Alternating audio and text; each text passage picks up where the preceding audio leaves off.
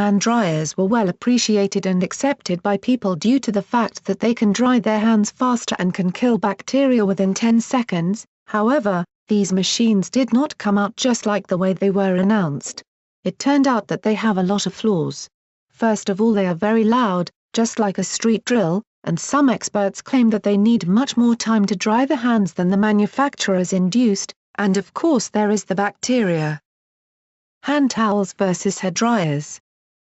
Bacteria spreads more rapidly on wet hands if you shake hands more often and do not dry them well at the same time. Studies have shown that bacteria on wet hands transfer 1,000 times faster.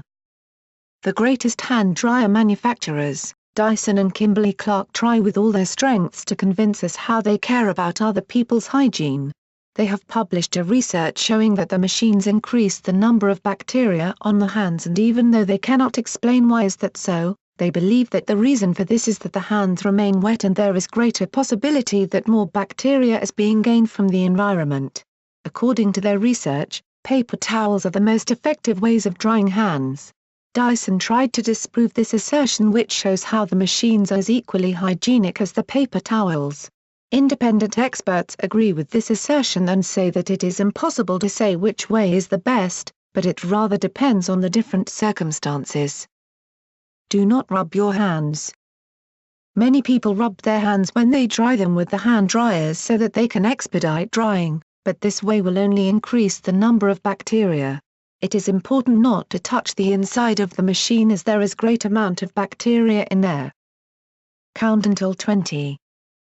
All the studies have shown that none of the machines did not reach the given time of 10 seconds to completely dry the hands. However, 20 seconds are needed to dry the hands effectively, but very small number of people will stay so long to dry their hands, says the microbiologist Ron Cutler. According to his knowledge, the best method is to first dry the hands with the hand dryer, and then use the towels. Affection of the noise.